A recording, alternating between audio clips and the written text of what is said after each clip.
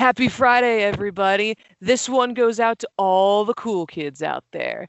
Let me hit you up with this brand new hit from Def M Records called Atomic Monsoon.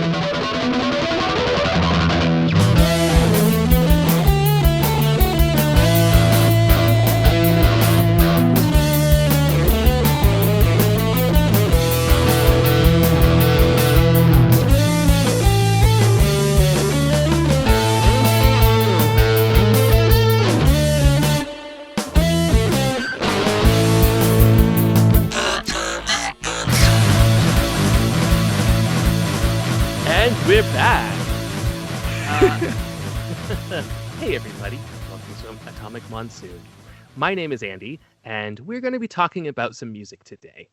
But some of the music we're talking about may not be appropriate for all ages. So I just wanted to give a warning up front to all of the moms out there that are going to write us angry emails that say, how dare you tell my little Billy to listen to the song Detachable Penis? This is your warning. Stop listening now. Go listen to it on your own. And if you think it's okay, bring your kids back into the room and listen to it again. That's fine. And kids, if you're listening without your parents, hey, you got away with something. Hi, Stephanie. Welcome to Atomic Monsoon. Hi, Andy.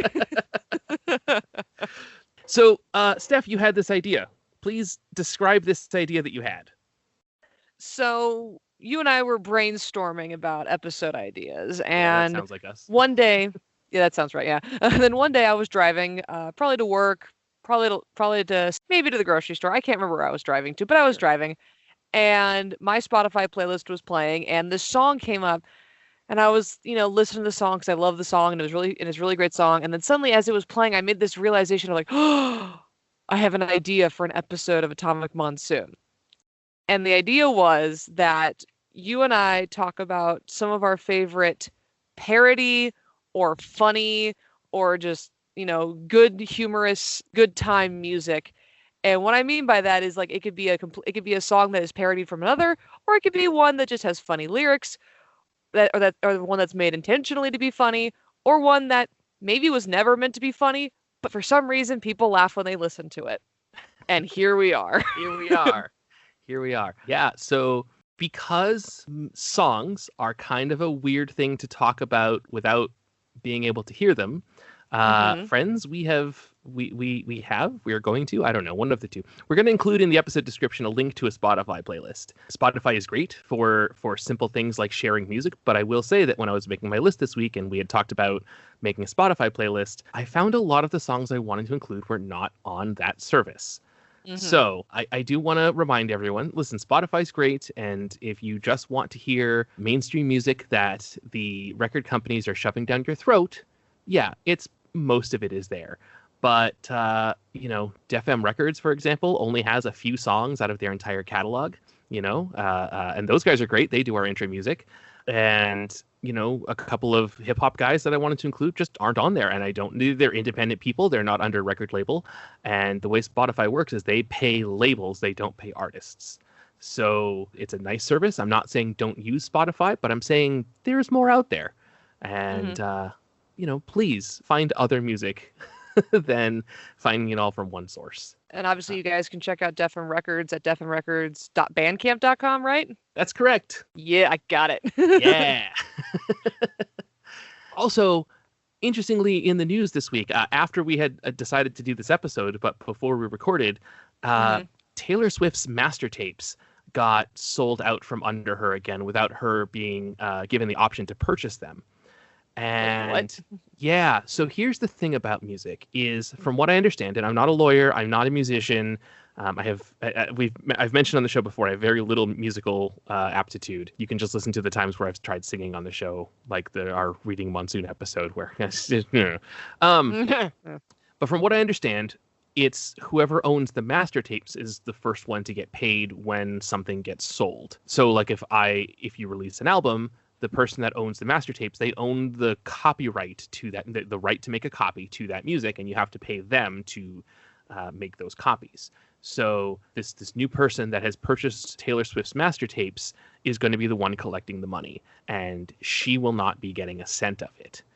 if I understand it correctly, or she will get some of it because of legal contracts. I don't know exactly how it works, but regardless, she has said that she is going to go out and re-record all of her old music because it's ridiculous that she isn't even being given the chance to buy her own music back. So that's another reason to go support independent music, because I'm pretty sure all the bands on Bandcamp, all the artists, musicians on Bandcamp, they're all the people who make the music themselves. And as far as I know, they all own their own master tapes. So wow. Yeah, now there could be some exceptions that I'm not aware of. There are thousands, if not millions, of artists on there.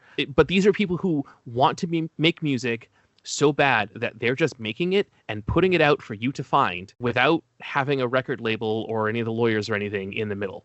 So, when you're looking for new music, think about that.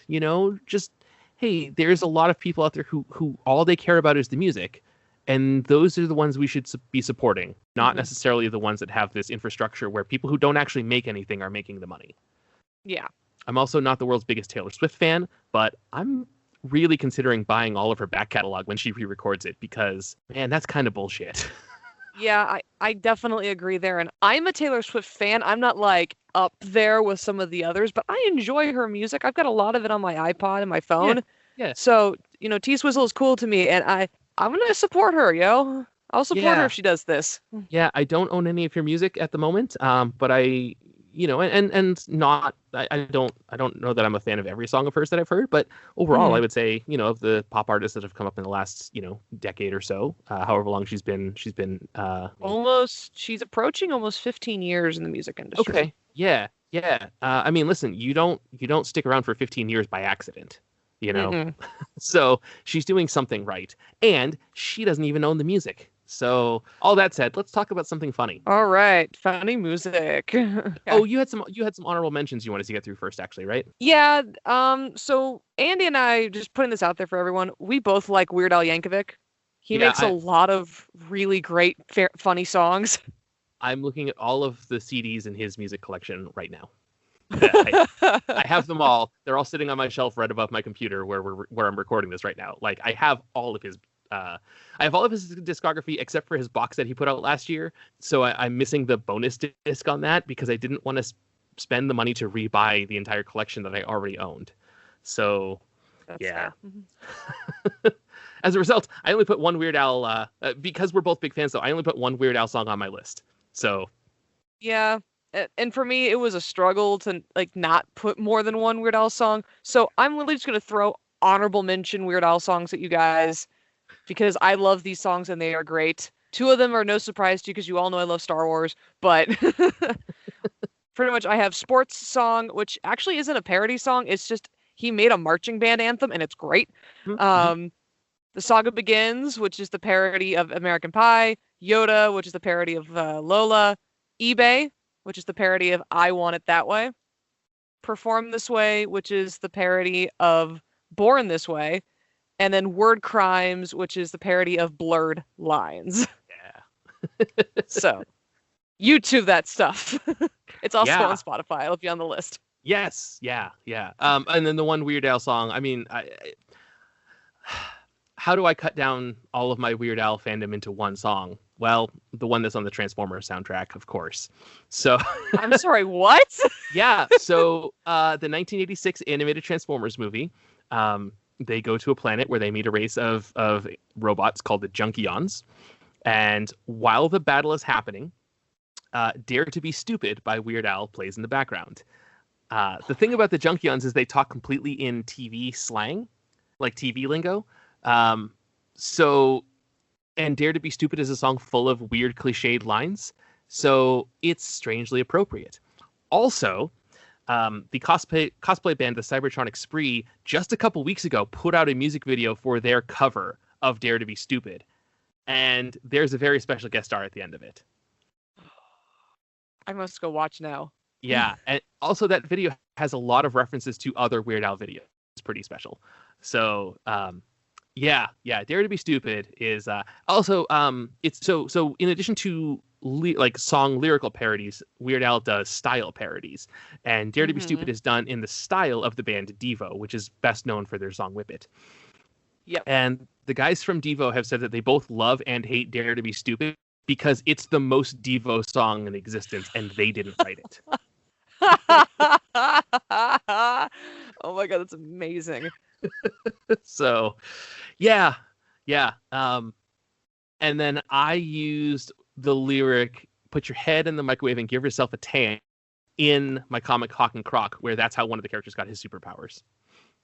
Wow. Yeah. So, yeah, if it had to be one song, Dare to Be Stupid would be the one Weird Al song. So there you go. There you go. There we go. Yeah. Weird Al's got a lot of songs. Did you also know, Andy, this is just a kind of a brief tangent on Weird Al real quick. Did you know that he was the voice of a Disney character named Milo Murphy? I did not know that, no. However, I did recently watch the Teen Titans Go versus the Teen Titans animated feature, which was just on Hulu. Yeah. And he plays the voice of the Gentleman Ghost and Darkseid. That's amazing. And for anyone that's not familiar with Darkseid from DC Comics, imagine Thanos from the Marvel Cinematic Universe. They're basically the same character, just Darkseid doesn't have the Infinity Stones.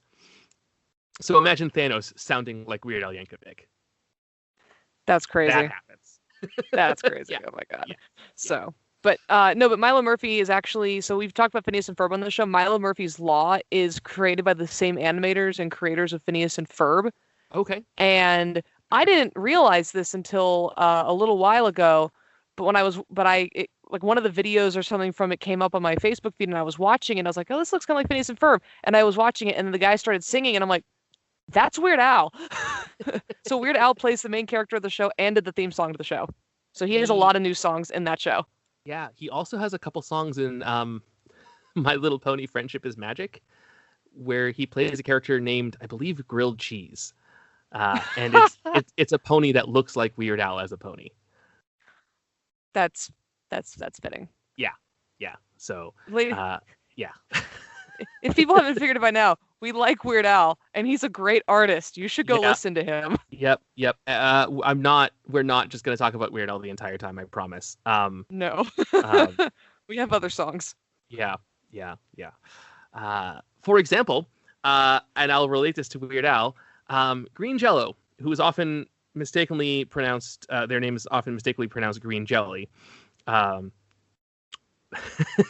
It's spelled with a Y with an umlaut over it, which is a character that doesn't exist in any language, and so that's pronounced like an O according to them. Basically, Kraft Food came to their original name. Their original name was Green Jello, and Kraft Food came to them and said, "We don't want you misrepresenting our brand with your kind of music." And so they changed their name to Green Jelly with an umlaut over the O, which is now pronounced like an O, but it's not. There's no trademark infringement or anything now. So they're also a comedy / style parody band. They are best known for the song I'm going to talk about, The Three Little Pigs, which was a pretty big hit on MTV, and I want to say 1993, 1994. The whole video is done in stop motion and claymation, and it's the fairy tale of the Three Little Pigs if the big bad wolf was a biker. Interesting. I think I've heard that song. You probably have. You may have seen the video. It's one of those things that's just, it was such a big deal when it came out. A lot of people who were listening to this are probably like, oh yeah, that song. So that was my introduction to them. And then like a year and a half later, Green Jello did the soundtrack to the video game Spider-Man and Venom and Maximum Carnage, which was a game based on the Spider-Man comic series called Maximum Carnage. And that soundtrack is great. The title track to that was also the instrumentation for the first track on their second album, 333. That album, incidentally, not on Spotify, although a lot of their obscure stuff is, so I don't know what's going on with that. And then within the Maximum Carnage soundtrack, they also do some covers of some other like classic heavy metal songs, like "The Mob Rules" by Black Sabbath. Randomly is one of the Boss Fights songs. Don't know why, don't know how they got away with that, but they did. So it's great. And I remember when I was in high school, I was listening to them, and one of the kids in my class was like, "Oh, you like Green Jelly?" And I was like, "Yeah." And they're like, "Oh man, I would like them, but they're just too much like Weird Al." And I was like, "In what way?" Like, this is like Weird Al does a bunch of like very clean, mostly family friendly spoofs of pop culture, and Green Jello stuff is kind of mean and heavy metal. So, yeah. Anyways, I have all 3 of their major releases. I just found out that Record Store this year they put out their original EP as the Record Store Day exclusive, and it's the first time it's been available in like over 20 years. So I need to hunt that down. But yeah. 3 Little Pigs by Green Jello. It's great. It's funny. It's stupid, and it has a bad Rambo impression at the end. All right. Okay, so this is my actual first pick of songs now. This is not my honorable mentions. Also, Sure. Another thing, I don't have any Disney songs on here because if I picked any Disney or Nickelodeon songs, we'd be here all year that were funny. So those are shelved for a different list for another day, for another lifetime. I don't expect to do the entire list I wrote down today. Same. So my first one is, so this one was hard to choose because all 3 of these songs are hysterical. Okay. But it is all 3 of King George's songs from Hamilton. By this point, the world has pretty much seen this Broadway show because it's on Disney Plus. But the character of King George, who oddly enough is played by Jonathan Groff, who plays Kristoff in Frozen, strangely. There's the Disney connection there. Boom. Yep. But he plays the character of King George, and King George in the show is like a comic relief character compared to like everybody else. I mean, to be fair, Thomas Jefferson is hysterical, and he has a lot of really great shining moments as like a fourth wall breaker. But King George is just a gem in the show. Yeah. In real life, not so much. Maybe, I don't know. That was a long time ago. I'm going to guess probably not so much if a bunch of people left his rule to go start a different country. Yeah, probably not. Yeah. But the 3 songs he has, one of them is they're called You'll Be Back, What Comes Next, and I Know Him. You'll Be Back is pretty much his preamble before he starts sending the troops over, before the revolution actually really starts in the show. And it's pretty much along the vein of like, why are you revolting against me? I'm trying to be helpful. And it gives me one of my favorite lines from the show that he says, and it's absolutely hysterical. But pretty much the song goes, it's just him talking about the fact that he is going to send a fully armed battalion to remind you of his love. Yes. It's great. Yeah, those songs are all really good. They're all really good, yeah. What comes next is after they defeat him, the revolution's over, and he's like, so what are you going to do now? Can you actually handle creating a country? And then I Know Him is this random little song in the second act where he just kind of goes in and he's like, so George Washington left. That's the thing. Who's the new guy? John Adams. Why? Okay, good luck. And then the actor in the show just sits there on a stool as Aaron Burr comes out and starts singing the next song, and he's just like kind of dancing in the back, and it's like, what is happening? So as you can see, King George is great, and he has some great lines from I'll send a fully armed battalion to remind you of my love, and awesome, wow. And I think my favorite line, so don't throw away the things we had, because when push comes to shove, I will kill your friends and family to remind you of my love. So, yeah. Such a caring demagogue, that guy. He really was. But yeah, no, like, it's just, they're great songs. They're really funny. And it was interesting to see this show live back in March before everything shut down, because when he came out and sang his song, there's this part where they all sing like da da da da da, and the entire audience was singing to it. Like, the entire audience was singing with him. And it's like, that's great. I love that. I love that so much. So, yeah. King George's songs, everybody. Yeah, if you want to hear more of our thoughts on Hamilton, I'm trying to. I don't remember what number the episode was. Post-production Andy here. It was episode 78 and Scene with Dana Shobe. 70 something, I want to say. But it was when we had Dana Shobe on, and Yes.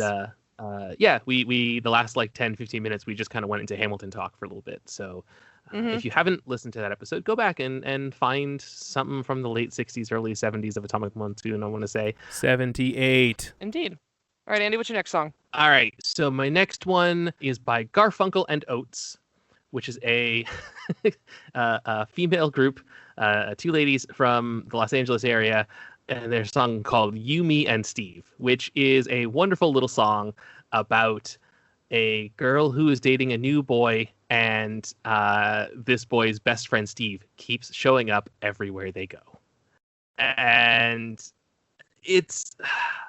I don't know how much to say about this song without people listening to it.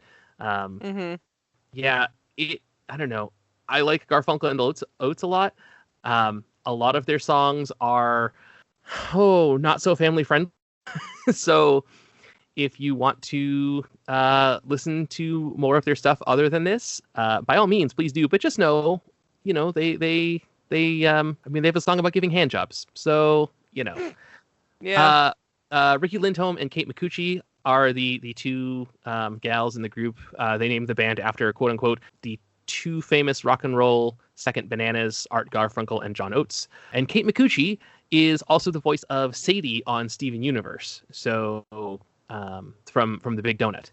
So anytime, amazing. Yeah, that you have heard Sadie singing, you're actually hearing the Oates of Garfunkel and Oates singing. So you may already be familiar with her voice. So Love it. Yeah, anyone that's been in a relationship where someone has a best friend that doesn't quite get the hint can relate to the song You, Me, and Steve. I enjoy it. It makes me giggle. And I don't know, that's all I have to say about it. It's a funny song about new relationships and bad friends. Awesome. So speaking of relationships and bad friends, my next one is called Get 'Em Up. So that's Get and then E-M Up. It is by Nickelback. Okay. And this is the song that actually inspired this episode in a way. Okay. Yeah. So this song. So obviously, if you've heard any of Nickelback's other music, they're not exactly a parody band. They're not exactly a funny band, and a lot of people have their opinions about them. Most of them are negative. There's a lot of people who really do like Nickelback. I am one of them. Now you know. There are some songs by Nickelback that I think are okay, and there are some songs by Nickelback that are tremendously overplayed. And I think the hate for Nickelback is mostly how no one has been able to get away from them since 1999. But that's very valid and fair. That's very valid and fair. But there's this song on one of their albums called Get 'Em Up, and the song is about this guy and his buddy having this idea one day to, what we should do? We should go rob a bank. Oh. So they're like, okay, let's go rob a bank. And they start gathering, fake they gather masks, they steal a car, they get guns, they get all the things to rob a bank. So, you hear the song and you're like, this isn't exactly a thing your kids should be listening to. And the whole chorus is literally about them practicing their dialogue of what they're going to say when they burst through the door and demand, money and everyone to get down on the floor and get your hands up and everything like that. And you get to the bridge of the song, and that's where it actually becomes a really funny song. Because at the bridge of the song, we come to the realization, and so do they, that apparently they planned this whole thing out but didn't bother to check what day of the week it was. So they go to try to rob the bank on Sunday. When they're not even open. When they're not even open. And what's even better is there's just cops sitting right across the street enjoying their day, and they're like, they're trying to break in. Let's go arrest them. That's pretty good. So that's the whole song, is them like, let's attempt a bank robbery. It's Sunday. Damn it.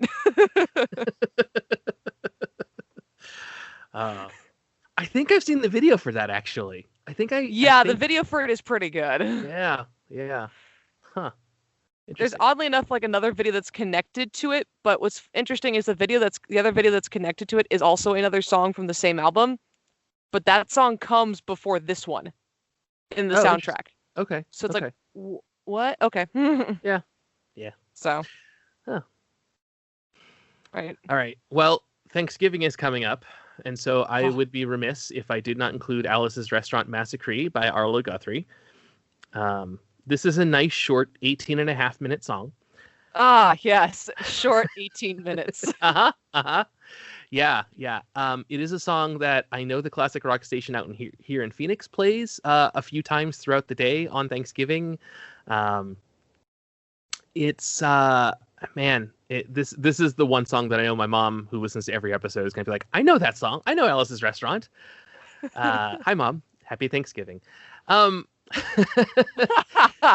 It's a song about Arlo and his friend going to visit their friend Alice, who works at a restaurant. And Alice and her family live in the top of an abandoned church. So they've just let the bottom with all the pews fill up with garbage because it's usually empty. So Arlo and his buddies go and pick up all the garbage and dump it off a cliff and get arrested for it, and hijinks ensue. And it is just a third of an hour song about the misadventures based around this time that he went to pick up garbage to try and be nice to his friend on Thanksgiving. And I don't know, it's a classic. It's it's hilarious. No, songs classic and great. And this is one of those things where, like, without being able to actually play the song for you, I don't know how much to say about it.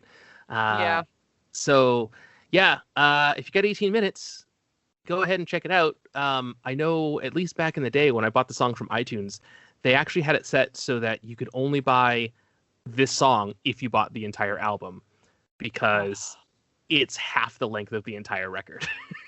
And so okay, fair. It was like, well, I mean, that sucks, but okay. So I did end up buying the entire album, and the whole record it's off of, which is just called Alice's Restaurant, it's pretty good. There's a nice song about riding a motorcycle and not wanting a pickle, just wanting to ride a motorcycle. And there's some other good stuff on there. Arlo Guthrie's Alice's Restaurant from, I believe, 1967. So here we are 53 years later, still talking about this song. Oh, wow. Yeah. Yeah. So I'm going to say it counts. It's pretty good. If 53 years later, it still makes me laugh every time I hear it. That's valid. Yeah. All right. What you got? All right. So just because we're talking about the holidays, I'm going to go back one holiday, back to Halloween real quick. Okay.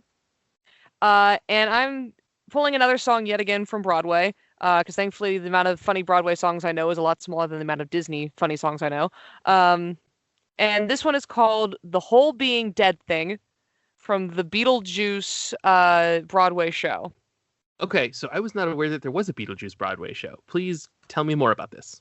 So... Yeah, I've seen the Beetlejuice movie, so don't tell me the plot of Beetlejuice. Like, we can look that. But tell me more about the musical specifically. Yeah, no. So the musical itself, I think it came out either last year or the year before. Don't quote me on that. Let me actually pull that up and check. But anyway, so I stumbled across the Broadway show on one day. I was watching the Tony Awards. I think it may have been early last year or something like that. And as I was sitting there watching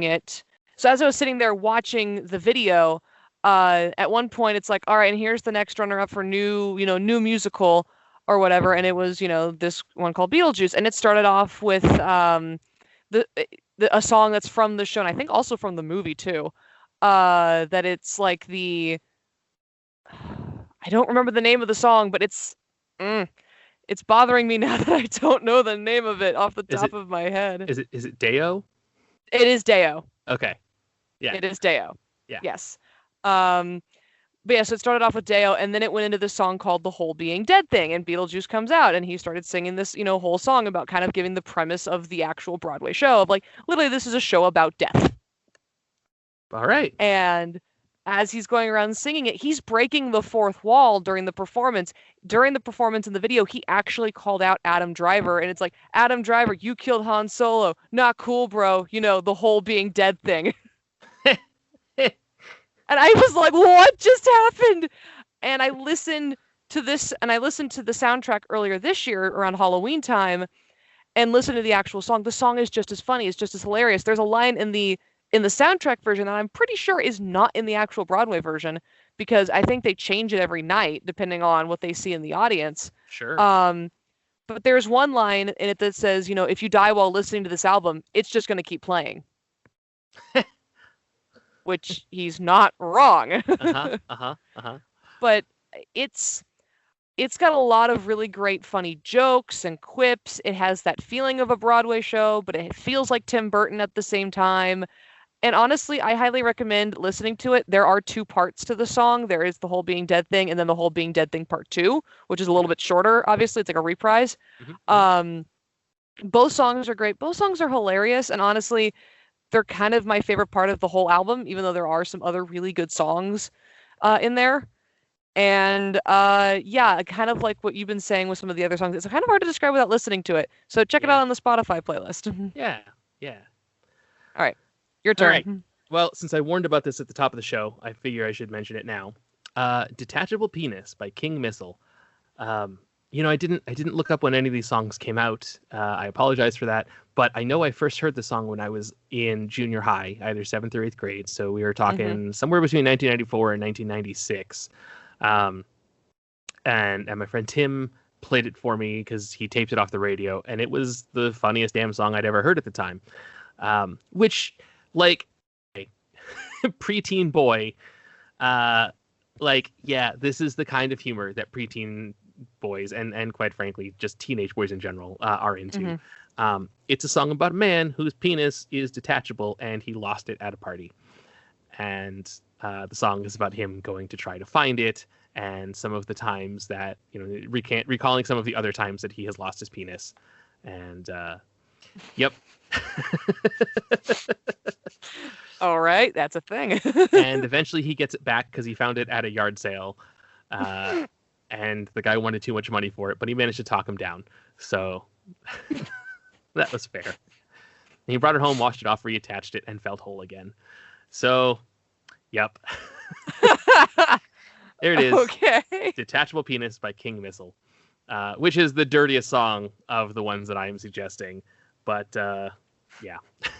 There you go. It's funny. You say it's the dirtiest song, and yet it doesn't sound all that dirty, but it definitely, like, without context, it's like, what? Yeah.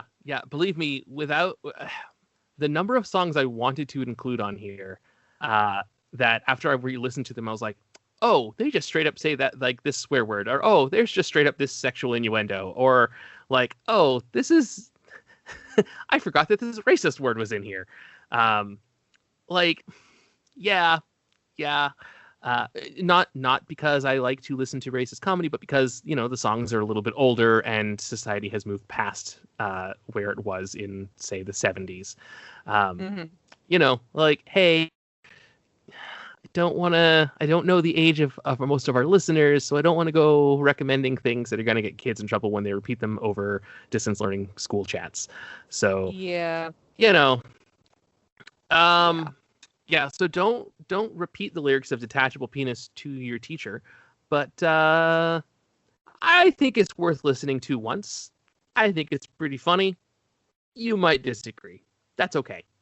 Yep. Yeah. Also, that does provide me with a disclaimer.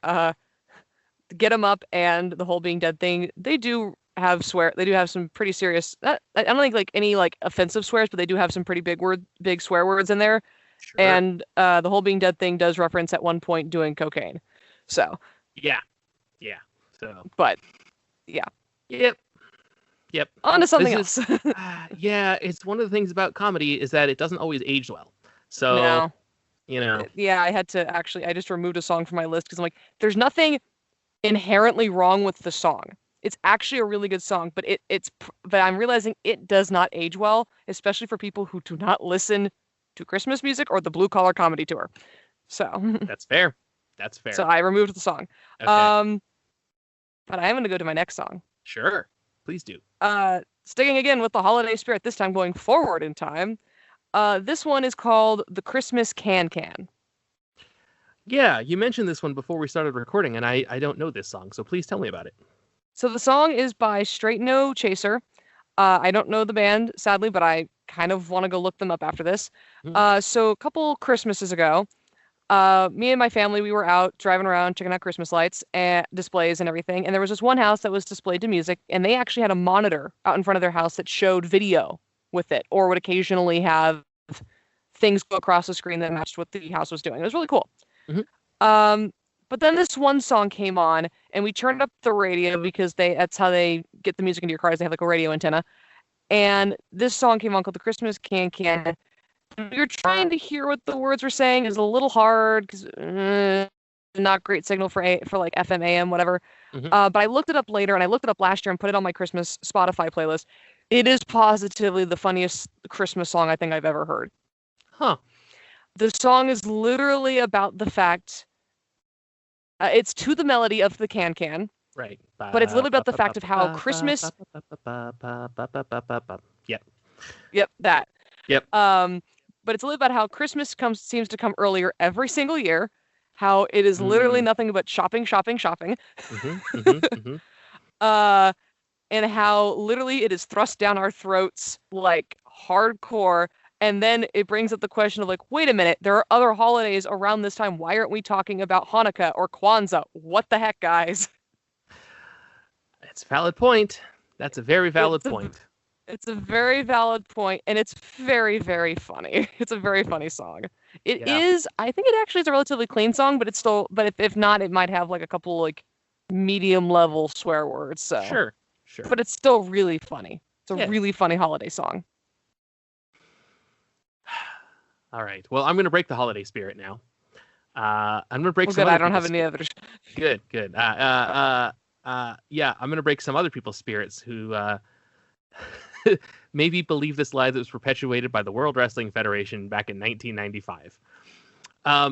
So professional wrestling is weird, and I don't talk about it a lot on Atomic Monsoon because I know, Stephanie, you're not super into it, but I think that this story behind this song is interesting enough. Okay. So Jeff Jarrett is a professional wrestler. He's been wrestling since the 80s. He is a second generation wrestler. His dad was a wrestler and then later a promoter for a territory in Tennessee. And so when Jeff Jarrett went to the World Wrestling Federation, which is housed in Stamford, Connecticut, and their big shows are from Madison Square Garden, so it's often called New York. The thing about WWF, WWE now, but WWF at the time, is in the early 90s, everyone knew that Kamen was a cartoon character of some kind. They were a wrestler and a garbage man, or a wrestler and a NASCAR racer, or a wrestler and a snobby Connecticut blue blood, or a wrestler and a dentist with bad teeth, or something. So when Jeff Jarrett came in, because he's from Tennessee and has kind of that southern twang to his voice, he became Double J and was a country singer who was using the World Wrestling Federation as a stepping stone to superstardom in Nashville, excuse me. He wanted to be the world's biggest country music star. That was the character. In real life, Jeff Jarrett can't sing. So they had this whole thing going where he released an album, allegedly, called Ain't It Great? And the reason you can't, or ain't I great, or ain't he great, or something. His catchphrase is ain't I great, and so the album name was a play on that. And the reason that you couldn't find it in stores, allegedly, is because it was so popular, it was selling out everywhere. In truth, it didn't exist, but okay. The story was that it was selling out everywhere. I'm going to pause. Do you need to blow your nose? No, I'm good. Okay. And so eventually, in it was either late 94 or early 95, they released a music video for the song, the hit lead single off Ain't He Great, called With My Baby Tonight. And would you know, it's actually kind of a fun song. It's a bit of a cliche. It's about a blue collar worker who gets off work and wants to go home and be with his baby tonight. And there's some backup singers, and if you had no context, you would be like, man, this is a kind of good, cheesy early 90s like country pop song. Well, the whole thing was a setup because Jeff Jarrett had a second that would accompany him to ringside and act as a manager called the Roadie. Because he was a music star, so he had the Roadie. And the Roadie was a guy named Jesse James, and he actually has a good singing voice. And so they built up this whole thing where it was, in real life, it was the Roadie who sang this song. And it actually is Brian James Armstrong, or Jesse James, doing the singing for With My Baby Tonight.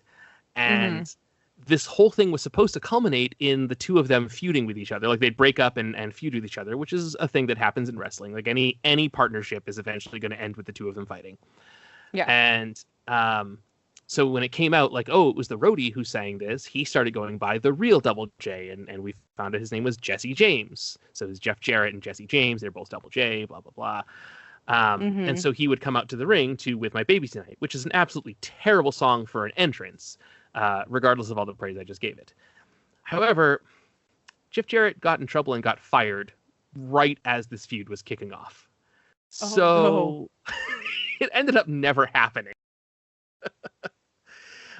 Anyways, the Roadie, Jesse James, ended up kind of floundering and going nowhere for a long time until he started teaming up with Billy Gunn, and the two of them renamed themselves the New Age Outlaws and became one of the most successful tag teams in wrestling history, along with the rest of their friends in the group D-Generation X. And they're the ones that have popularized the phrase "suck it." So that all goes back. That all goes back to this stupid country song. Love it. Yeah. So With My Baby Tonight by Double J, whichever one you pick. But that's off the WWE Full Metal, the album soundtrack. So, yep. Love that it. exists. Love it. Yeah. Awesome.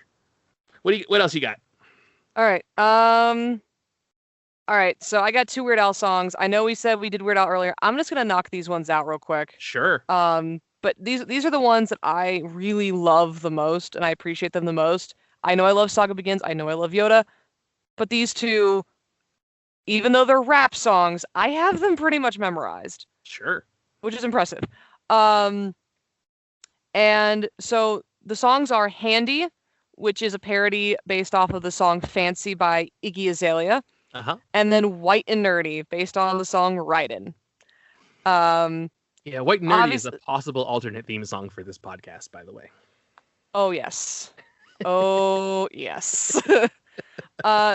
if you haven't heard the song White and Nerdy, first of all, where have you been? Second of all, it is literally like I think a lot of nerdy people who also like Weird Al will all consider this kind of like their theme song. Yeah. Because meh.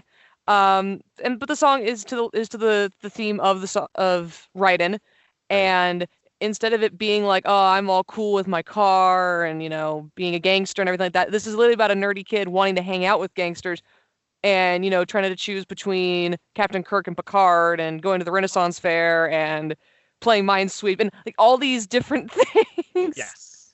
All of the most stereotypical nerdy behaviors. Yeah. And has even Donny Osmond in the music video. Yeah. So it's a great, funny song, just about being nerdy and everything like that. But Handy is literally a song about a handyman kind of like promoting himself, saying like, hey, I'll come and I'll fix your house, I'll mow your lawn, I'll fix your plumbing, I'll do all this stuff. With a couple of moments where it seems like it could be an innuendo if you're not really paying attention, but in reality, note that's actually a thing that a contract worker or a plumber or a carpenter will do, will do on their job. It's just it sounds dirty in your head. Right. And the entire song is absolutely hilarious, and it ends with him literally promoting his business in Spanish and everything. Yeah. So it's a great it's just a great jam about how handy he is with tools and everything. Oh. So. Yeah. Yeah. Right. Both of those are great. Yeah. Okay, so everyone knows the song "Bad to the Bone" by George Yes. Thorogood and the Destroyers. Mhm. That song's great. It's in Terminator 2, my favorite movie of all time. We've talked enough about that movie. I'll stop now. But Yep. my favorite song by George Thorogood and the Destroyers is actually not "Bad to the Bone." It is a song about drinking, which is funny because I'm straight edge and don't drink. So take that for what you will. But it's one bourbon, one scotch, one beer, which is another short song coming in at just under 9 minutes. Oh, yes. Yeah. Here's the thing, man. If I get going on a jam, like if there's a good song playing, sometimes I'll just play it 2 or 3 times in a row. Because I get into the groove of the music, not That's totally necessarily the valid. lyrical content, but the music. So a song being between 9 and 15 minutes, if it's a good music piece, doesn't bother me. Doesn't bother me at all. But yeah, one bourbon, one scotch, one beer is a song about a guy who has lost his job, he's lost everything, and he's going out looking for work. And the premise of the song is kind of sad, and it is questionably about functional alcoholism, but it's the story about how funny life can be when it's hard, I guess. How funny the toughest moments in life can be, and I guess there's a phrase in there where he's talking to his landlord, and he's like, "Hey, I'll pay you rent soon. I'm looking for a job, whatever." She goes, "That don't befront me as long as I get my rent money next Friday." And that line I've heard referenced in a bunch of other things, including the Chocolate Salty Ball song by Chef from the South Park album. And like, it just comes out of nowhere. Like, there's no reason for that line to be in that song, except it is, and it works. And good on Isaac Hayes for pulling that off. But yeah, I guess this song is actually kind of sad, but it's done in a very funny way. So I don't know. Listen to it, make up your own mind. Awesome. Yeah. I think we get time for one more each, and then we got to split. So. All right. So if we only have time for one more each, I'm just going to throw one out there, and then I'll actually say my last one. The one I'm going to throw out there is called Making Things Up Again. It's from the Book of Mormon Broadway musical. It is literally about this one character literally trying to describe to the African people, what exactly, the Book of Mormon is about, what exactly did Joseph Smith do. And he does so using pop culture references, and it's great. And the angels and God and Joseph Smith are all like, "You're making things up again. Don't." It's pretty good. And then, so it's a great song. I highly recommend listening to it. It's really kind of funny, and it's great, kind of on a perspective of, everybody can view, as long as they get the morals right from the religion, they can view religion differently. Okay. So that's kind of what I take away from it. But my last song, and I just remembered this one, because I realized, wait, why did I forget this band? How dare me forget this band? The last one is the first song I ever heard from them. It is called Cool Patrol, and it is by Ninja Sex Party. Oh, yes. So, for those of you that don't know, Ninja Sex Party they're a band, I can talk, consisting of pretty much two musicians, one of them being Danny Sexbang, or Danny Avidan, which is his actual name, and Ninja Brian. I don't know Brian's actual name. He's just Ninja Brian to me. But both of them actually come from the YouTube series and channel Game Grumps. Danny he's the one that hangs out with Aaron, and they usually play all the games together. But Danny's a really talented singer. And so he and Brian created this band together that do a lot of really, really funny songs.